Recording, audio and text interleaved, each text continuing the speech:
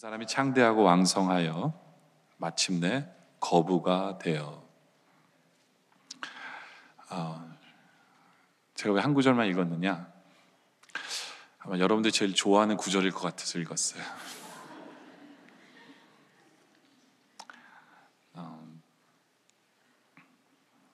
우리는 다 부자가 되고 싶어 합니다. 부자가 되는 걸 너무 좋아해요. 오늘 말씀은 이삭에 대한 이야기인데, 이삭이 이랬어요. 이삭이 이 단어를 보면요, 한국말로는 창대, 왕성, 거부 뭐 이렇게 표현을 하고 있지만 히브리 단어는 한 단어를 쓰고 있어요. 가달이라는 단어를 3번 쓰고 있어요. 가달. 가달이 뭐냐면 돈이 많다는 얘기예요. 그래서 the man became rich and his wealth continued to grow until he became very wealthy. 왜냐하면 그는 부자가 되었고 또 그의 부가 계속 늘어났고 그는 진짜 큰 거부가 되었다. 이게 이 구절의 말씀이거든요. 그러니까 돈이 돈을 굴리듯이 부가 쌓여서 엄청난 부자가 되었다라는 거예요. 이 어디서 부자가 됐느냐? 자기가 살던 땅에서 부자가 된 게 아니에요. 가뭄이 져가지고 남의 나라 와가지고 거기서 부자가 됐어요. 또 농사도 짓던 사람이 아닌데 처음 와서 농사 졌는데 100배의 수확을 얻었어요. 100배의 수확을. 이 농사 짓는 게 쉬운 게 아니거든요. 농사 지어보셔서 아시겠지만 농사 지을 줄도 모르는 사람이 100배의 수확을 얻습니다. 특히 사막 지역에서, 중동 지역에서 10배만 하더라도 이게 풍년인데 이건 100배의 수확을 얻어요. 거기다가 뭐 농사만 잘 된 게 아니에요. 14절에 보니까 양과 소가 떼를 이루고요, 종까지 심이 많아요. 양과 소가 많으니까 종도 많아야 되겠죠. 남의 나라 와서 이렇게 큰 부자가 됩니다. 근데 하나님의 역사가 그런 것 같아요. 빈손으로 왔는데 남의 나라 빈손으로 왔는데 정말 갈 때에는 은금이 풍성하게 가게 하시는 것이 하나님의 역사가 아닌가라는 생각을 해보는데, 그의 아버지도 그랬잖아요. 그 아버지도 애굽에 빈손으로 갔는데, 가뭄이 져가지고 빈손으로 갔는데 나올 때는 창세기 13장 2절에 아브라함에게 가축과 은과 금이 풍부하였더라 라고 써 있잖아요. 그렇죠? 근데 이삭은 어떻게 이렇게 부자가 되었을까? 어떻게 이렇게 부자가 되었을까요? 이삭에게는 그런 능력이 있었을까요? 성경에 보면요, 가장 능력 없는 사람이 누구냐면 이삭이거든요. 특이한 점이 별로 없어요. 이 사람은 진짜 특이한 점이 없어요. 아브라함은 뭐 믿음의 아버지 뭐 이런 얘기도 듣고, 뭐 야곱 같은 경우에 보면 12지파의 뭐 아버지 뭐 이런 얘기도 듣는데, 이삭은요 할 말이 별로 없어요. 별명도 별로 없고, 이 사람이 특이한 점이 없어요. 특이한 점이. 어떤 사람은 이 사람 별명에 붙이기를 온유하다라고 별명을 붙이거든요. 근데 온유한 게 이게 좋은 건지 잘 모르겠어요. 왜냐면 착하다는 얘기거든요. 세상 말로 하면 이삭이 정말 착해요. 근데 늘 저희 어머님이 그러셨거든요. 착하다는 거는 바보다, 병신이다는 얘기다. 그러니까 그런 거 너무 좋아하지 말라고 저한테 그러셨거든요. 왜냐면 제가 어릴 때부터 늘 이렇게 제 걸 남에게 주는 걸 좋아하니까 우리 어머니 속이 뒤집히셔가지고 그 얘기를 좋아하지 말라고 저한테 그러셨는데, 그게 좀 이삭이 좀 그래요. 이삭이 그러니까 어떤 부자가 될 수 있는 그게 별로 없는 사람이에요. 거기다가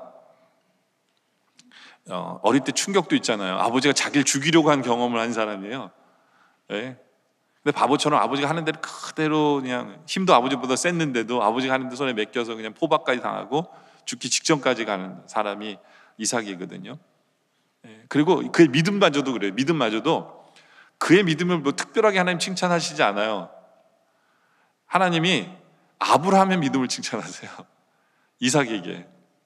창세기 26장 5절에 보면 이는 아브라함이 내 말을 순종하고 내 명령과 내 계명과 내 율례와 내 법도를 지켰습니다. 그러니까 너 아버지가 잘했기 때문에 너 지금 복 받는가, 이런 얘기를 듣는 자식이 이삭이에요. 네? 욕이 아닙니다. 자식이 아브라함의 자식이니까. 그죠? 네? 또 24절에 가서도 똑같은 얘기를 해요. 그 밤에 여호와께서 그에게 나타나 이르시되 나는 내 아버지 아브라함의 하나님이니 두려워하지 말라. 내 종 아브라함을 위하여 내가 너와 함께 있어 내게 복을 주어 내 자손이 번성하게 하리라. 네 아버지 때문에 네가 번성하고, 예? 네가 복을 받는 거야 라고 평생 이 소리 들으며 살은 아들이거든요. 그게 이렇게 썩 이렇게 기쁜 얘기가 아니에요. 좋은 얘기가 아니거든요. 듣는 자식의 입장에서는, 듣는 아들의 입장에서는. 예. 그러니까 이삭은 우리가 특별하게 그런 어떤 특징이 없어요. 특징이 없는데 그런 복을 얻은 걸 보면 이건 진짜 하나님의 은혜다라고 볼 수 있어요. 하나님의 은혜다. 이삭 같은 경우에 보면 그 자기 와이프도 자기가 원해서 정한 게 아니에요. 남이 데려다 준 사람 가지고 살았어요. 그 이삭이에요. 근데 이삭은 진짜 잘한 게 한 가지가 있어요. 뭐냐면 첩이 없었어요. 첩이 없었어요. 이 이삭은, 근데 이게 능력이 없어서 그랬던 것 같아요. 제가 볼 때는. 네. 근데 이 리브가 또 대단한 사람이거든요. 굉장히 드센 사람이에요. 이삭의 아내는 되게 고집이 있고 남편의 뜻을 어기고 자기 주관대로 해서 결국은 야곱 이렇게 하게 하는 그 굉장히 드센 여자랑 이제 살았던 사람이거든요. 이삭이. 거기다 또 자식들도 그래요. 태어날 때부터 뒤집다 싸워요. 예. 그 자식들의 우애도 별로 안 좋아. 예. 그런 사람이 이삭이거든요. 근데 하나님께서는 이삭을 정말 페이버하셨어요. 그냥 이삭의 편이 들어주셨어요. 이삭의 편이. 어떻게 이삭은 그럴 수 있었을까? 어떻게 이삭은 그렇게 부자가 될 수 있었고, 어떻게 이삭은 판을 우물마다 그렇게 그냥 팔 파면 우물이 터져요. 예? 이삭은 이게 말이 안 되는 거거든요. 우물 하나가 귀한 시대인데, 예? 파는 족속이 다 나와요. 어떻게 그럴 수 있었을까? 12절에 보니까 이렇게 표현합니다. 이삭이 그 땅에서 농사를 하여 그의 100배나 얻었는데 그 이유가 뭐냐? 여호와께서 복을 주셨기 때문에 그래요. 여호와께서 복을 주셨기 때문에. 이삭이 받는 큰 복의 비결은 하나님이 주셨는 거예요. 하나님이 주신 거예요. 이건요, 이삭만 그렇게 생각한 게 아니에요. 주위에 이삭을 바라보는 사람들도 인정해요. 그러니까 하나님을 믿지 않는 사람도 인정할 정도니까 얼마나 하나님이 이삭 편이 되어 주신 거예요. 창세기 26장 28절에 보면 그 블레셋이라는 나라에 살고 있었는데 그 나라 왕이 그들이 이르되 여호와께서 너와 함께 계심을 우리가 분명히 보았으므로 우리의 사이 곧 우리와 너 사이에 맹세하여 너와 계약을 맺으리라. 여기도 고백하잖아요. 하나님이 여호와가 너와 함께 하심을 봤다는 거예요. 그러니까 이삭이 잘나서 거부가 된 것도 아니에요. 하나님이 함께 하시는 은혜예요. 모든 게 은혜예요. 농사해야 할 실력도 없는데 100배의 결실을 주시고 모든 게 하나님의 은혜라는 거죠. 은혜예요. 여러분들, 이 성도도 은혜 속에 살아야 되지만 교회도 그런 것 같아요. 교회도 하나님의 은혜가 있어야 되는 것 같아요. 은혜 통로가 열려야 되는 것 같아요. 교회도. 교회의 성장이 어떤 면에서는 이게 능력과도 상관이 없는 거예요. 교회 성장이. 80년대, 90년대에는 교회가 개척해서 조금만 고생하면 대부분 성장했어요.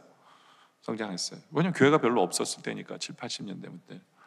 그래서 제가 83년도에 미국 왔는데 85년도에 한국에서 들리는 소식이 뭐냐면 1등 신랑감이 그 당시에 목사였어요. 여러분들 그런 적도 있었어요. 목사가 1등 넘버원이었어요. 그런 거 아세요? 제가 왜 잊질 않냐면 제가 미국에 왔는데 제가 다니던 교회 담임 목사님 아들이 잔스홉킨스 의대를 다니고 있었어요. 메디컬 스쿨을 다니고 있었어요. 의사 되려고. 근데 이 형이 갑자기 한국에 놀러 갔다 오더니 갑자기 신학교를 간 거예요. 그걸 다 때려치고. 그래서 내가 물어봤어요. 형 왜 의사가 얼마나 좋은데 왜 신학교를 갔냐 그랬더니 요즘 한국에 넘버원 신랑감이 목사라는 거예요. 네? 아니 그래도 그렇지 뭐 미국의 넘버원 신랑감도 아닌데 왜? 근데 알고 봤더니 이 형이 한국의 별 3개짜리 딸과 결혼하기 위해서 신학교 목사가 된 거예요. 그 당시 한국의 일대가 목사니까. 그래서 별 3개 달린 분 따님이랑 결혼하고 미국에 들어온 거예요. 네? 그러니까 신학교 가고 다시 한국 가서 결혼하고 들어온 거예요. 1등 신랑까지 목사라니까. 그래서 제가 기억해요. 그래서 근데 이 형이 계속 목회하느냐? 아니에요. 뉴욕에서 변호사 하고 있어요. 대단한 능력자예요, 그죠? 의대 들어가시면 의대 들어가고 신학교 들어가면 신학교 가고 변호사가 넘버원이라니까 넘버원만 쫓아가는 거예요. 예? 이제 뉴욕 가서 신문 보니까 알았어요. 이 형 변호사네. 네. 근데 하여튼 그 정도예요.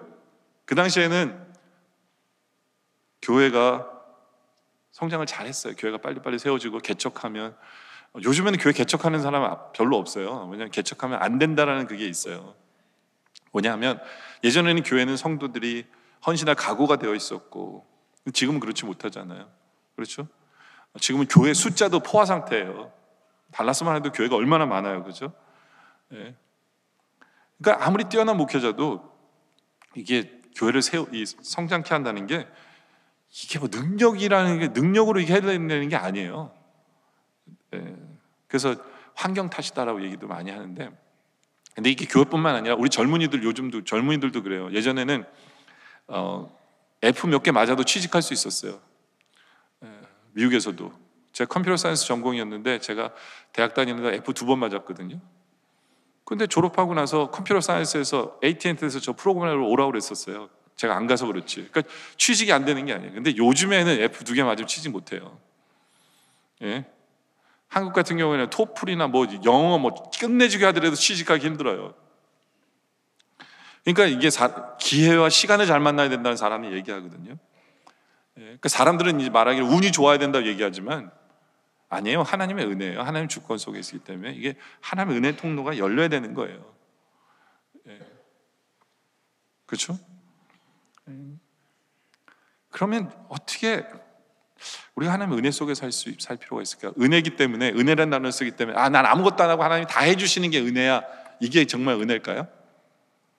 예? 하나님이 우리에게 은혜를 주시는 방법이 있어요.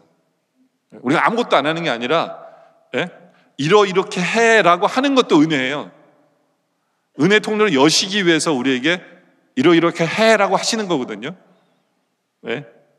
그러니까 우리가 이삭의 삶을 이렇게 한번 보면서, 이삭의 삶을 보면서 은혜 속에 들어가는 삶이 이거구나라는 것을 깨닫기를 원해요. 그게 오늘 설교 제목이 그거예요. 그래서 오늘 설교를 통해서 우리 교회도 더욱더 은혜 속에 들어가는 교회, 여러분의 가정도, 여러분의 삶도 은혜 통로가 열리기를 원합니다. 이 말씀을 통해서. 그래서 오늘 설교 제목이 은혜 속에 들어가는 삶인데, 사람들은 아까도 얘기한 대로 이삭이 복받은 이유는 아브라함 때문이다라고 얘기를 하는데, 어떤 면에서 맞고 어떤 면에서 틀려요. 어떤 면에서 맞고 어떤 면에서 틀려요. 이런 얘기가 있어요. 복이라는 건 쌓여지는 것이다 라고 얘기해서, 정약용 선생이라는 분이죠. 정약용 선생이라는 분이 자기 아들한테 유배지에서 편지를 썼어요. 편지 내용 중에 하나가 그게 뭐였냐면, 아들아, 의원을 찾아가려면 3대째 의원 집안인 그 바로 의원을 찾아가라 라고 얘기를 합니다. 왜냐하면 의원도 나름대로 이 대가 있어야 제대로 고친다고 얘기를 하는 거예요. 그 사람 표현이 그거예요. 의원은 그런 것 같아요. 왜냐하면 3대째 자기 부모에게 배우고 이렇게 그 집안에 뭐가 있을 거 아니에요? 예. 근데 어떤 분은 또 그런 얘기를 해요. 어떤 분이 교회 개척을 했는데 빠르게 부흥을 했어요. 빠르게 부흥을 했더니 사람들이 물어봐요. 어떻게 이렇게 빠른 시간에 부흥할 수 있었습니까? 라고 칭찬을 했어요. 그랬더니 이 목사님이 정색을 하면서 이런 얘기를 합니다. 이건 짧은 시간에 부흥한 게 아닙니다. 저는 3대째 목회자입니다.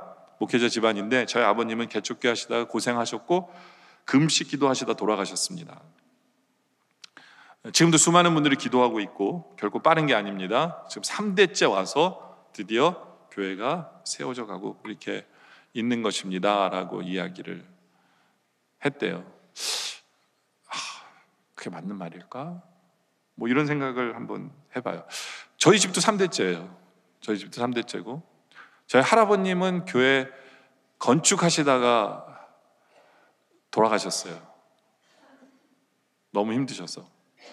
예, 왜냐면 그 당시에는 교회 이 건축하려면 자재를 앞에다 냈는데 도둑놈들이 훔쳐가서 저희 할아버님이 자재를 지키시느라고 바깥에서 주무시고 계속 그러셨어요. 그러시면서 이제 그 목에 암 걸리셔서 이제 돌아가셨거든요. 그러시다가. 근데 3대째 목회를 하면 교회는 성장하는 걸까요? 그러면 은혜의 통로가 열리는 걸까? 그런 생각을 해보거든요. 저희 아버님 개척교 하실 때 많이 배웠거든요. 많이 배웠어요. 왜냐면 우리 아버님 개척교회 하시면서 이상하게 100명만 넘어서려고 그러면 교회가 깨졌어요. 그래서 6번인가를 교회가 깨지는 아픔이 있었거든요. 전 그거 다 보고, 제가 그 당시에 거기 다 있었거든요. 그 깨달음 때문에 교회는 이렇게 하는 거야, 뭐 이런 생각이 들까요? 여러분들, 목회가요, 이렇게 하면 목회가 성공해라고 답이 있다면 목회가 성공 안 한 사람이 어디 있겠어요? 그렇잖아요? 답이 없어요. 답이 없어요. 그리고 엄밀히 말하면 교회가 크다고 해서 그 목회는 성공한 것인가? 그거 아니에요. 교회가 커가지고 목회자가 넘어지고 오히려 큰 교회 때문에 그 목사님이 하나님 앞에 야단맞을 짓 하는 경우도 되게 많아요. 그렇지 않아요? 근데 교회가 작지만 그 교회에 주신 은사대로, 그 사이즈에 맞는 은사대로 충성되게 섬겨서 하늘나라에서 큰 상급 받는 목사님도 정말 많아요. 그렇죠? 그러니까 뭐 사이즈로 뭐 성공하고 뭐 이런 건 아닌데, 어떻게 하나님의 은혜 속에 들어가, 은혜의 통로 속에 들어가, 우리 교회는 어떻게 은혜의 통로가 열릴 수 있을까? 만약에 3대째 목회에서 은혜의 통로가 열린다면 걱정 안 하셔도 돼요. 우리 교회가 바로 그런 교회입니다. 근데요, 은혜의 통로가 열리는 거는 그건 아닌 것 같아요. 이삭의 삶을 이렇게 보면서, 이삭이 정말 조용한 사람이고 이름 없는 사람이지만 은혜의 통로를 열 줄 아는 사람이구나를 보게 돼요. 첫째, 그게 뭐냐? 힘들 때요, 말씀에 순종하는 삶을 살았어요. 이삭이 살고 있는 가나안 땅에 또 흉년이 듭니다. 그의 아버지 때처럼. 근데 1절에 보니까 아버지 때랑 똑같아요. 아버지 때 아브라함 때 첫 흉년이 들었더니 그 땅에 또 흉년이 들매 이삭이 이제는 어떻게 하냐? 그랄로 가서 블레셋 왕 아비멜렉에게 이르렀더니. 그러니까 처음에는 하나님께 묻지도 않고 아버지처럼 아비멜렉이라는 그 곳으로 옮겨갑니다. 하나님께 묻지 않고 옮겨가요. 근데 하나님이 지켜보시지 못하고 2절에 여호와께서 이삭에게 나타나서 말씀하십니다. 너 애굽으로는 내려가지 말아라. 이렇게 말씀하세요. 아마 흉년이 들어서 이 그랄이라는 쪽에 갔는데, 블레셋 쪽에 갔는데 거기도 형편이 안 좋았던 것 같아요. 그러니까 이제 이삭 생각에는 역시 애굽으로 가야 되는구나, 이런 생각을 갖고 있었던 거예요. 그랬더니 하나님께서 개입하셔서 이삭에게 말씀을 주신 거예요. 애굽 가지 마라. 하나님이 막으세요. 아브라함 때와는 달리 하나님이 막으셨어요. 말씀으로 딱 그냥 너 여기 있어 라고 말씀 주신 거예요. 그러니까 말씀을 주신 것도 은혜죠. 그렇죠? 말씀이 없었다면 또 이삭은 아무 생각 없이 또 애굽 갔을 텐데 하나님이 은혜를 베푸신 거예요. 너 여기 있어라. 애굽 가지 말아라. 근데 중요한 것은 뭐냐면, 이 중요한 인생의 결정을 내려야 되는 이 순간에 이삭은 그 말씀에 순종했다는 거예요. 그 말씀에 순종했다. 여러분들, 우리 삶 속에 은혜의 통로가 열리고 은혜에 들어가는 삶을 살기 위해서는요, 힘들고 어렵지만 우리에게 말씀이 있을 때 그 마음에 말씀에 순종할 때 은혜의 통로가 열려요. 그냥 막 은혜가 쏟아지는 게 아니라 은혜의 통로가 열려야 돼요. 이삭이 바로 그런 거예요.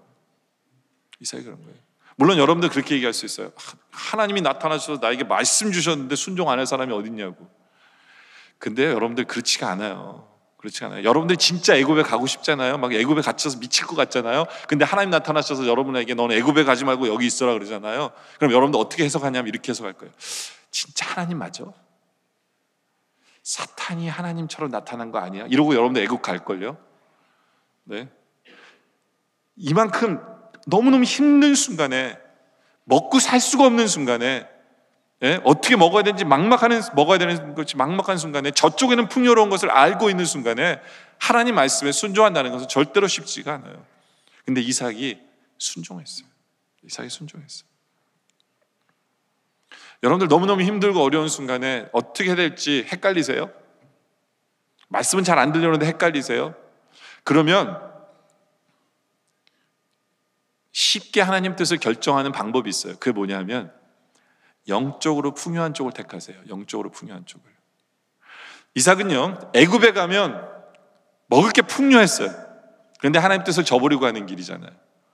영적으로는 빈곤한 쪽을 택하는 거예요. 그렇게 되면 지금 이곳은 먹을 것도 없고 힘들어요. 상황이 안 좋아요. 근데 힘들기 때문에 하나님을 만날 수 있는 곳이고 힘들기 때문에 하나님을 찾을 수 있는 곳이잖아요. 그럼 성도라면 헷갈린다면, 하나님 뜻이 뭔지 헷갈린다면 영적으로 풍요한 쪽, 하나님을 만날 수 있는 쪽을 택하세요. 예수님도 우리에게 그런 얘기를 하세요. 누가복음 6장 20절에 예수께서 눈을 들어 제자들을 보시고 그러시되 너희 가난한 자는 복이 있다. 영적으로 가난해야 돼요. 그래야 우리가 영적으로 풍요를 누리게 돼요. 하나님을 만날 수 있기 때문에, 하나님의 음성이 들리기 때문에. 그렇기 때문에 헷갈리세요? 영적으로 풍요한 쪽을 택하세요. 그리고 저는 여러분들이 이삭 같았으면 좋겠어요. 왜냐하면 이삭은 결정적으로 애고하지 않은 이유는 뭐냐면 하나님을 만났기 때문에 그래요. 하나님을 만나서 하나님의 말씀을 들었기 때문에 그래요. 저는 우리의 성도들의 삶이 그랬으면 좋겠어요. 이 예배를 통해서 하나님을 만나기를 원합니다. 이 예배를 통해서 하나님의 말씀이 여러분의 귀에 들려지기를 원해요. 그래서 헷갈리지 않기를 원해요. 헷갈리지 않기를 원해요. 바로 이 교회가 그 역할을 감당하길 원해요. 여러분들이 어디로 가야 될지 모르는 방황하고 있는 상황 속에서 정말 인생에 아주 중요한 결정을 내려야 되는 그 순간에 바로 이곳에서 선포되어지는 하나님의 말씀이 여러분의 귀에 들려지길 원해요. 그냥 매일매일 듣는 그런 말씀이 아니길 원합니다. 여러분들, 마르틴 루터 같은 경우에는요, 마르틴 루터 같은 경우는 어떻게 종교개혁을 시작하게 된 줄 아세요? 어느 날 자기 동료 한 수사가 사도신경을 외는데 나는 죄사함을 받았음을 믿는다는 그 고백을 들었을 때, 죄사함? 죄사함? 죄를 사해 주시는 이것에 대한 그게 마음에 꽂혀버린 거예요. 그래서 그것에 대한 묵상을 통해서 마저 믿음으로만 죄사함을 얻는 거야, 이런 결론을 이루고 그 한 말씀이 그 인생을 바꿔놓은 거예요. 그 한 말씀이. 헵타임이라는 책을 쓴 미국 케이블 TV사의 그 밥 버포드라는 사람이 있었는데요, 이 사람이 인생을 바꾼 말씀이 뭔지 아세요? 이 사람이 공부 시간에 공부는 안 하고 딴 생각이 든 거예요. 딴 생각하고 있는데 갑자기 무슨 생각이 들었냐면 100배의 열매를 맺는 삶이, 100배의 열매를 맺는 말씀이 딱 꽂힌 거예요. 난 이제부터 100배 열매를 맺어야지. 그리고 모든 삶을 그것을 목표로 살아서 인생이 바뀌었다는 얘기예요. 한 말씀. 여러분들, 우리의 인생을 바꾸는 그 한 가지의 말씀만이라도 내 인생을 내 마음에 꽂힌다면 은혜의 통로가 열릴 수밖에 없어요. 그렇기 때문에 이 말씀이라는 게요, 지식적으로만 오면 안 돼요. 여러분들 만약 말씀이 지식적으로 오면 여러분 바리새인이 돼요. 그리고 말씀이 감정적으로만 와닿으면 여러분들 이단에 빠지기가 쉬워요. 그래서 밸런스가 이루어야 돼요. 중요한 것은 말씀이 여러분에게 지식으로 왔을 때 여러분의 감정과 여러분의 의지를 그 말씀이 건드려야 돼요. 그래서 그 말씀 때문에 여러분이 변화된 삶을 살아야 돼요. 그때 여러분은 체험하게 돼요. 은혜로 들어가는 게 이거구나, 은혜의 통로가 열리는 게 이거구나를 체험하게 돼요. 이삭이 바로 그거예요. 하나님 말씀이 꽂혔어요. 애굽으로 가지 마. 안 갔어요. 순종했어요.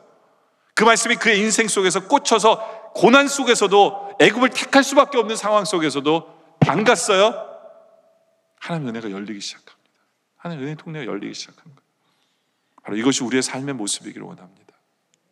두 번째는 죄가 드러나서 함께 복된 길로 가는 결정을 하는 것이 은혜 속에 들어가는 거예요. 6절에 보니까 이삭이 그랄에 거주하였는데 그곳 사람들이 그의 아내에 대하여 물으매 그가 말하기를 그는 내 누이라 하였으니 리브가는 보기에 아리따움으로 그곳 백성이 리브가로 말미암아 자기를 죽일까 하여 그를 내 아내라 하기를 두려워함이더라. 그 아버지의 그 아들이죠. 네? 아버지처럼 똑같이 자기 누이라고 얘기한 거예요. 반은 맞아요. 누이 맞아요. 친척 중에 친척이니까 누이는 맞는데, 근데 이 이삭의 이 거짓말에 어떤 문제점이 있는가를 나중에 아비멜렉이라는 왕의 한 말 속에서 이 문제가 뭔지를 정확히 알게 돼요. 이삭의 문제가 뭔지를 정확히 알게 돼요. 그 문제가 뭐냐? 아비멜렉이 와서 이렇게 얘기하죠. 10절에 아비멜렉이 이르되 내가 어찌 우리에게 이렇게 행하였느냐? 백성 중 하나가 내 아내와 동침할 뻔하였느니라. 내가 죄를 우리에게 입혔으리라. 이게 무슨 얘기냐면 너의 거짓말이 우리로 죄짓게 만든다는 거예요. 여러분, 우리 믿는 사람들 절대로 하면 안 되는 게 뭐냐면 나의 삶이 옆에 사람에게 죄짓게 만드는 삶을 살아서는 안 돼요. 왜냐하면 이삭은 복의 근원이 복이 돼야 돼요. 다른 사람에게 복을 주는 것이 그 사람의 사명인데 오히려 다른 사람을 죄 짓게 만드는 일을 해버리면 은혜의 통로가 닫혀요. 우리 그것을 기억해야 돼요. 아비멜렉이 정확히 지적하는 거예요. 너의 문제가 이거다. 너의 문제가 이거다. 근데 이게 어떻게 끊게 됩니까? 어떻게 알게 돼요? 8절에 보니까 이삭이 거기 오래 거주하였더니 이삭이 그 안에 리브가를 껴안은 것을 블레셋 왕 아비멜렉이 창으로 내다본지라. 이래서 발각이 돼요. 발각이 돼요. 이삭을 좋게 해석하는 분들은 이 해석을 이렇게 합니다.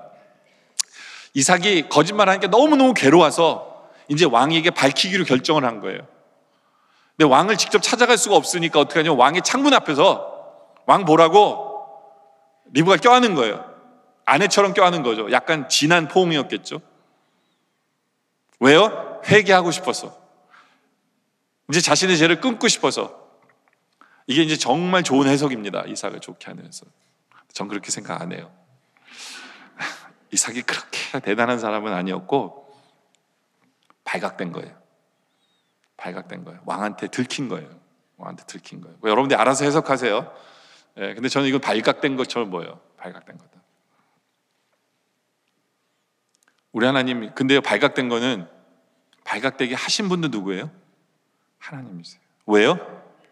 복이 돼야 되는 사람이 남을 죄 짓게 만들 수 있는 일을 하나님이 끊으신 거예요. 하나님이 개입하셔서 하나님이 끊으신 거예요. 하나님이 끊으신 거예요. 이건요, 이삭만 거짓말쟁이가 된 게 아니에요. 이미 이 당시에 이 리브가와 이삭에는 쌍둥이가 있었어요. 나이로 따지자면 에서와 야곱이 약 20살 정도 됐어요. 그 사람들이 물어볼 거 아니에요. 아, 당신의 얘네 엄마는 어디 있어요? 그러면 뭐라 그럴 거예요? 아마 이삭은 분명히 그랬을 거예요. 예? 아, 얘네 엄마는요, 얘네 나타가 일찍 죽었어요. 그래서 고모가 지금 키우고 있어요. 뭐 이렇게밖에 설명이 안 돼요. 예? 애들한테도 야, 너희는 참 안 됐다, 엄마가 없어서. 그럼 애들도 거짓말해야 되잖아요. 맞아요, 저희는 우리 고모가 키워주고 있어요. 이게 뭡니까? 복이 돼야 되는 집안에 줄줄이 애들까지 거짓말쟁이로 만들고 있잖아요. 그렇죠? 여러분들 나중에 에서가 세지잖아요. 바로 이 힘없는 아버지 보면서 이렇게 살지 말아야지 하는 만드는 게 이런 다 이유가 있어요. 이유가 있어요. 그러니까 애들까지도 거짓말쟁이 만들고. 그러니까 이삭도 아마 괴로웠을 거예요. 근데 하나님이 다 개입하셔서 종지부를 찍어주잖아요. 이게 은혜예요. 이게 은혜예요. 은혜의 통로가 열리게 하기 위해서 하나님 죄를 딱 끊으시는 거예요. 그러니까 성경 구조도 참 재밌어요. 왜냐하면 11절에 보면 아비멜렉이 뭐라고 그러냐면 아비멜렉이 이에 모든 백성의 명하여 이르되 이 사람이나 그의 아내를 범하는 자는 죽이리라 라고 이제 다 밝힌 거예요. 리브가 이삭 아내야. 예? 맘에도 두지 마 라고 밝히자마자 어떤 일이 벌어진지 아세요? 이 죄를 끊는 순간 어떤 일이 벌어지나 12절로 넘어가는 거예요. 12절에 가서 이삭이 그 땅에 농사하여 그의 100배나 얻게 된 거예요. 왜요? 죄를 끊으니까 자기 뜻인지 아닌지 몰라요. 근데 죄를 끊으니까 은혜의 통로가 열린 거예요.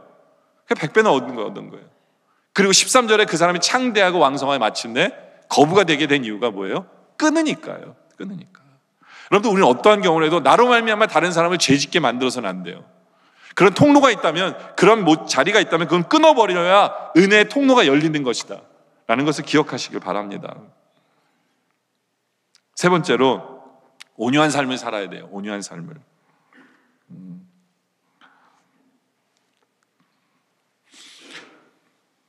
일부 예배 때 어떤 분이 나가시면서 저한테 그러시더라고요. 목사님 제발 코 좀 만지지 말라고. 저희 아내도 항상 그래요.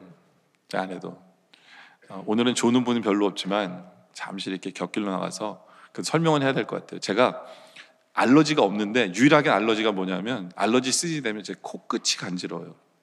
코 속안이 아니라 그러니까 제가 간지러울 때 손을 안 대면 그게 또 기침으로 이어져요. 그러니까 제가 이렇게 손을 대면 코가 간지러운가 보다까지만 생각하세요. 뭐 설교 들으면서 시험 들지 마시고 그 대신 저희 와이프가 항상 부탁하는 게 있어요. 제발 왼손으로 코만 만지라고. 저 지금 왼손으로 만져요. 왜요? 악수할 거니까. 네. 악수할 거니까. 그래서 코 만진 손으로 악수하지 않아요. 네. 그거는 지키고 있거든요. 그러니까 하여튼 너무 이것에 빠져가지고 여러분들 설교를 잃어버리지 마시기 바랍니다. 네. 참 그런 거 하나 컨트롤 못하는 목사 밑에서 17년을 여러분들이 함께 저랑 하나님의 은혜죠, 그죠? 그죠? 네. 하여튼 이 이삭은 왜 온유한 사람이라는 얘기를 듣냐면요, 우물을 팔 때마다 빼앗겼기 때문에 그래요. 우물을 빼앗기 때문에. 첫 번째 우물을 빼앗았는데 빼앗깁니다. 그 우물이 농사를 100배나 얻는 땅이에요. 그러니까 그 땅이랑 같이 빼앗기는 거예요. 생각해 보세요. 외국인이 와가지고 남의 땅에서 농사를 졌는데 100배나 됐어요. 쫓아내고 싶지 않겠어요? 그게 쫓아낸 거예요. 그러니까 우물을 빼앗으면 얘를 쫓아낼 수 있다. 그러니까 우물을 뺏어버리면 아무것도 못해. 물이 없으면 농사도 못 짓잖아요. 그러니까 100배나 소산 얻는 땅을 줘버리고 그 다음 땅으로 옮겨갑니다. 근데 두 번째 우물을 팠는데 또 와서 뺏어가요. 좋게 얘기하면 양보해요. 그래 너 가져고. 근데 양보했다라고 하기엔 좀 뭐한 게 뭐냐면 두 번째 우물을 빼앗기고 나서 뭐라고 이름 줬냐면 에색이라고 그 우물의 이름을 줬어요. 그게 뭐냐면 강탈당했다는 뜻이에요. 강탈당했다. 이게 기분이 되게 안 좋은 거예요. 이삭이요, 싸울 용기나 힘은 있을지 없을지 모르지만 속으로는 뺏겼어 이러고 이제 준 거예요. 세 번째 우물을 팠는데 또 우물이 되는 거예요. 이것만 해도 대단한데 또 와서 빼앗은 거예요. 그래서 그 이름을 뭐냐면 신나라고 줬어요. 신나.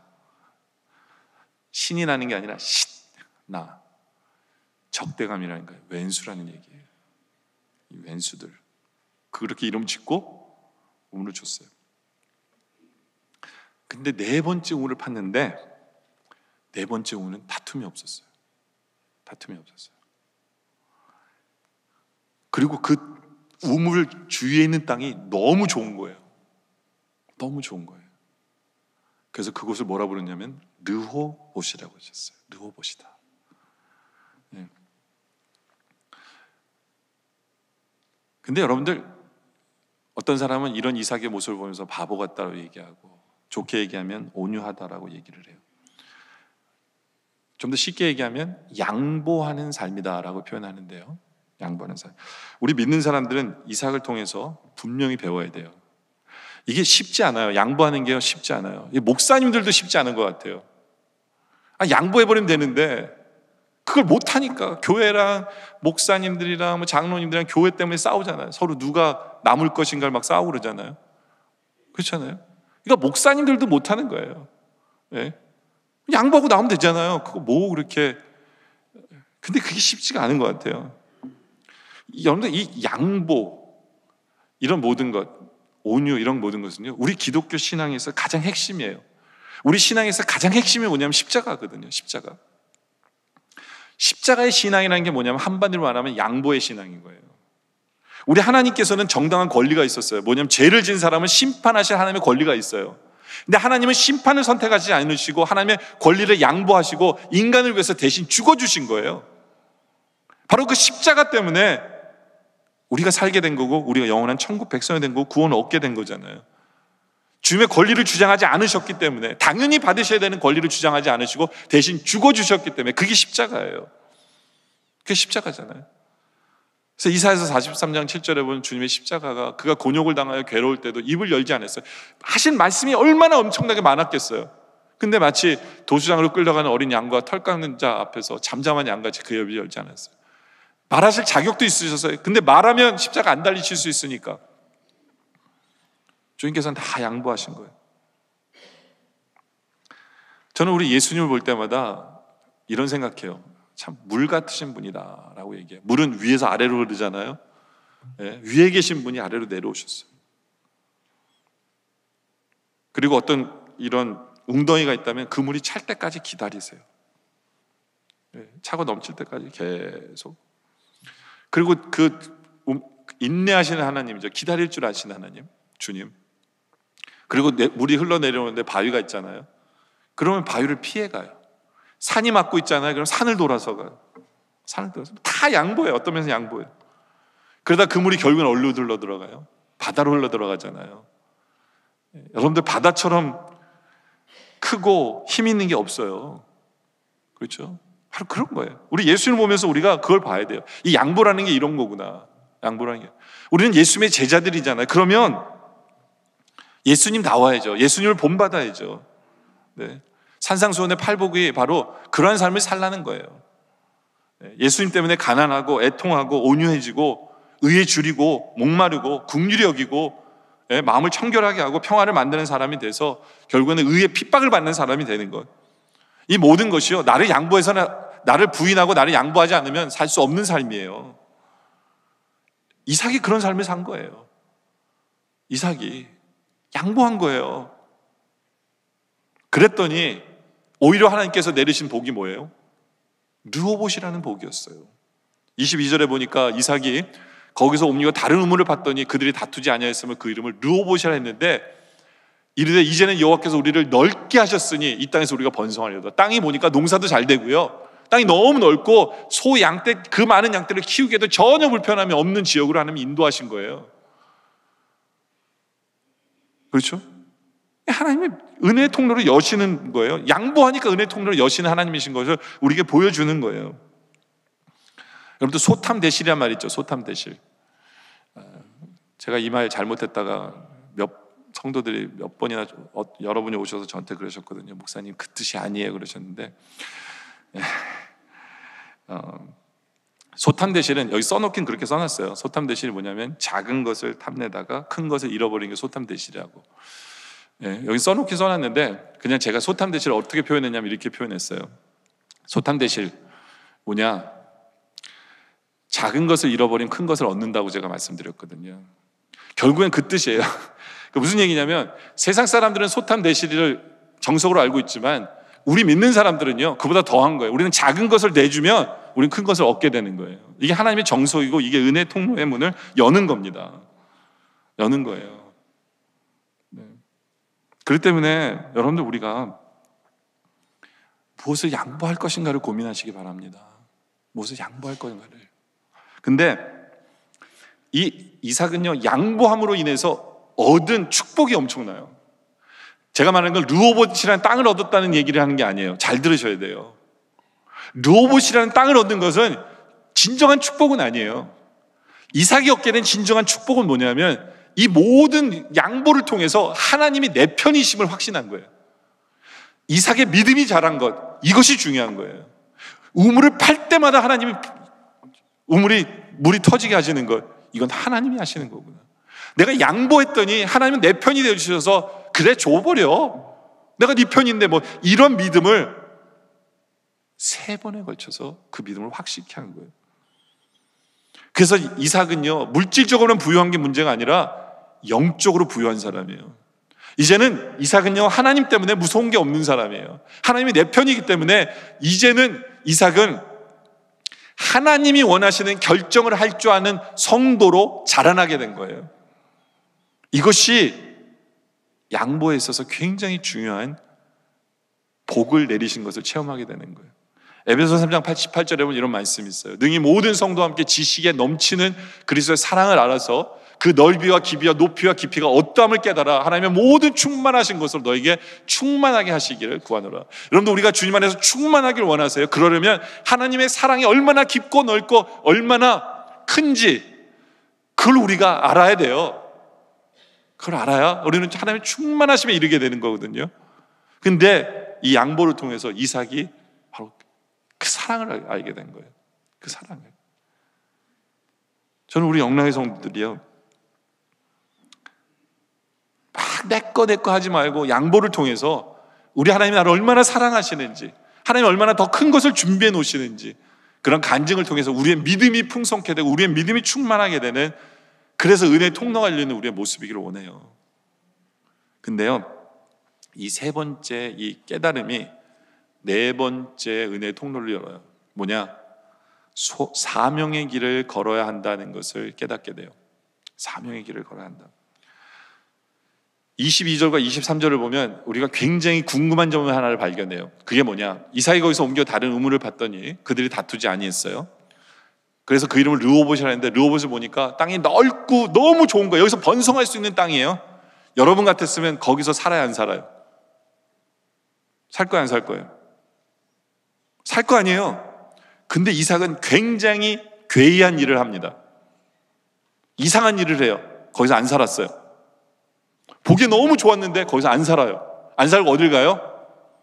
이삭이 거기서부터 부엘세바로 올라갑니다.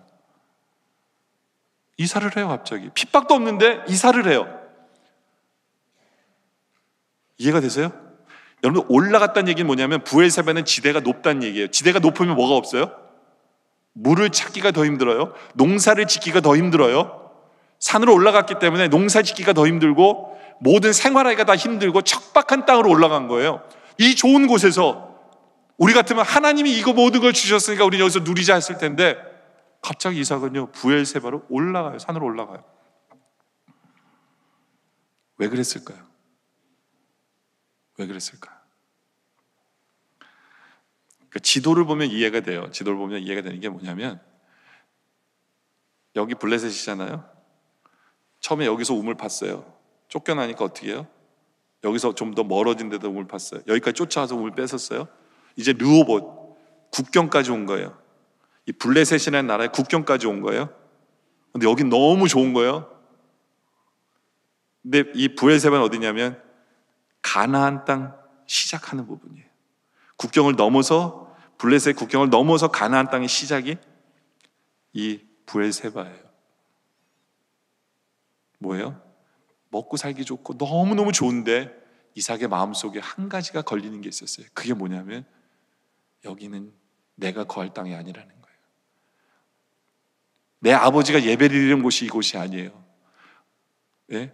내가 가야 될 곳은 우리 아버지가 예배했던 곳, 우리 아버지가 약속을 받는 그 땅, 그곳이 바로 어디냐? 부엘세바예요. 그게 걸린 거예요. 잘 먹고 잘 사는 게 더 이상 중요한 게 아닌 거예요. 이제는 이삭은 확실해요. 난 어딜 가든지 잘 먹고 잘 살 수밖에 없어요. 왜요? 하나님 내 편이시니까. 어딜 가서 우물 파면 우물 나올 수밖에 없어. 이제 그게 문제가 아닌 거예요.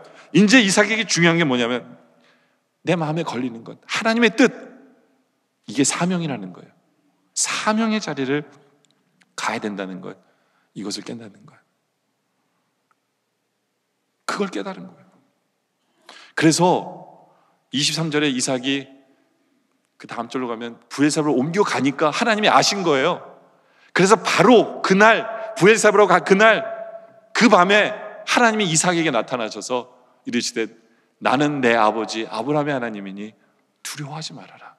내 종 아브라함을 위하여 내가 너와 함께 있어 내게 복을 주어 내 자손이 번성하게 하리라 하신지라. 이 부엘세바로 옮기는 이 결단이 은혜의 통로를 또 연 거예요.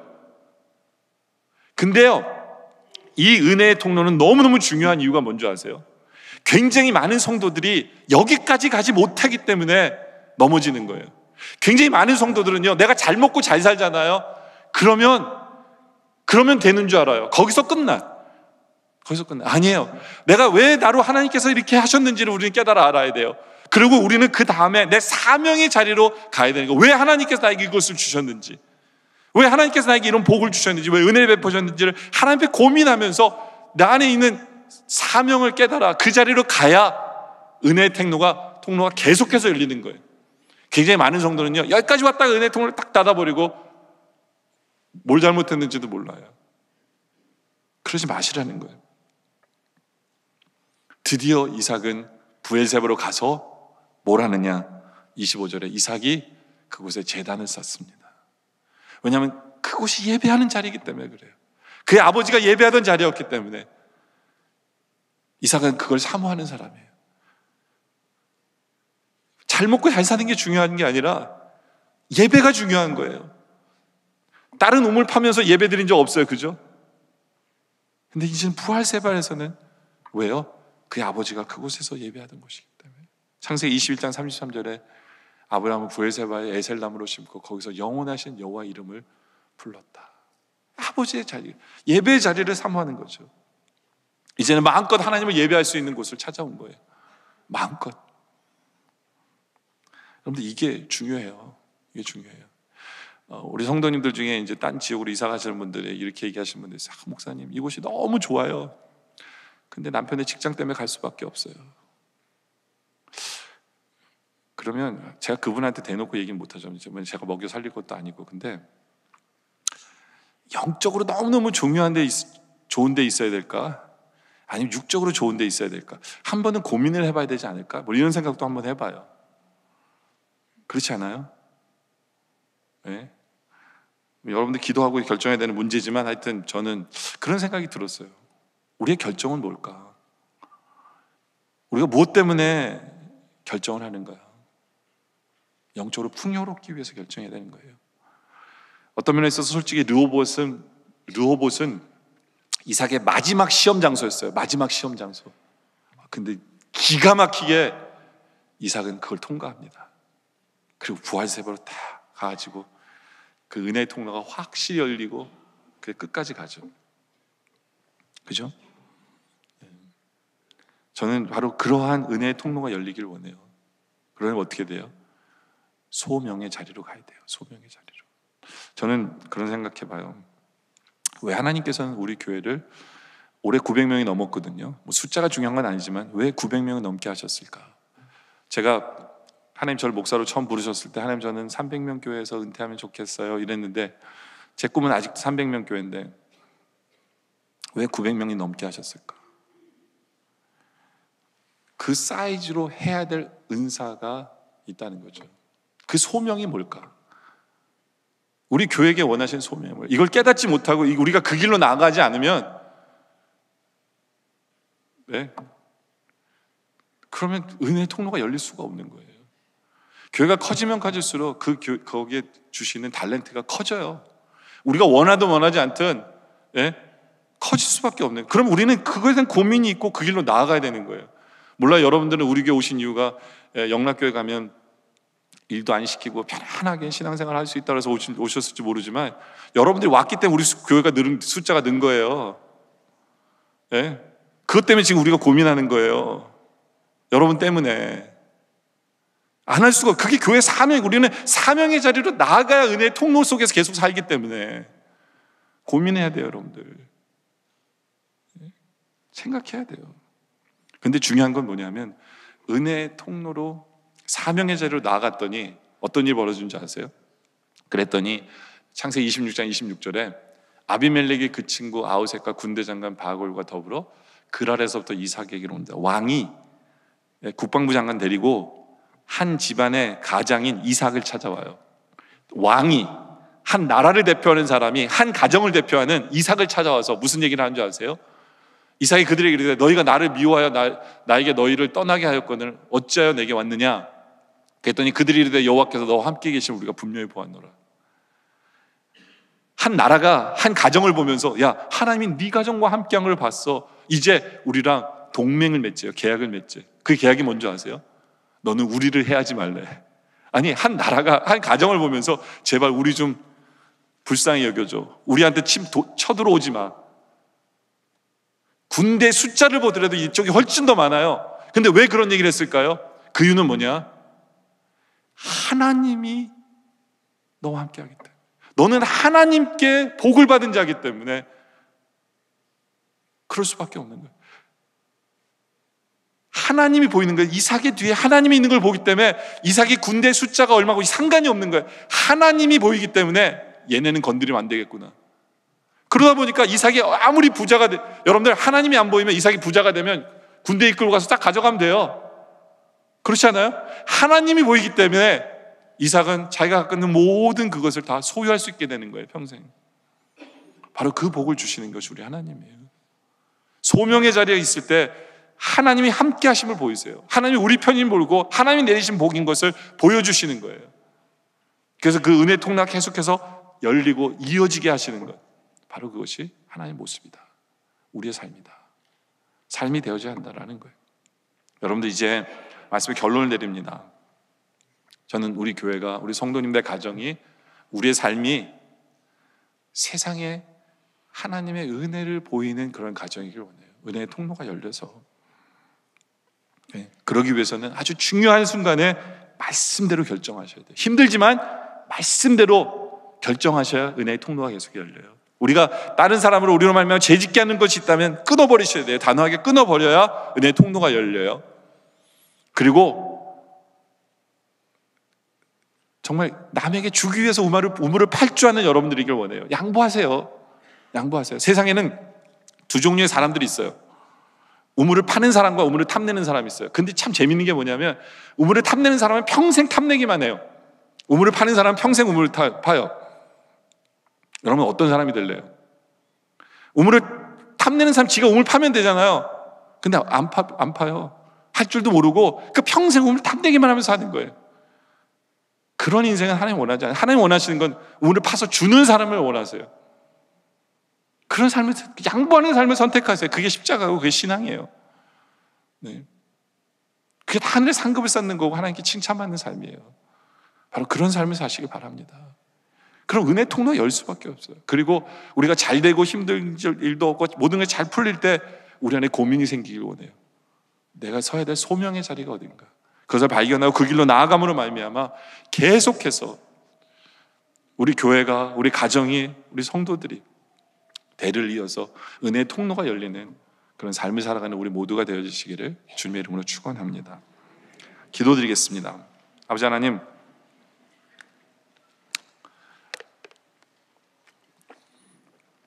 감사합니다. 모든 것이 은혜고 이제껏 지켜주신 것이 은혜입니다. 또 이삭을 통해서 계속해서 은혜의 통로가 열리는 법을 알려주심에 감사합니다. 중요한 순간에 힘들고 어렵지만 말씀대로 결단하고 그 길을 나아가는 우리 되게 하여 주시옵소서. 다른 사람에게 죄를 짓게 만드는 그러한 일이 있다면 결단하고 끊어버리는 우리 되게 하여 주시옵소서. 아버지 하나님, 양보하며 살게 하여 주시옵소서. 아버지 하나님, 우리가 잘 풀릴 때, 모든 것이 잘 되어져 갈 때 오히려 더 소명의 자리에 설 줄 아는 우리의 모습 되게 하여 주시옵소서.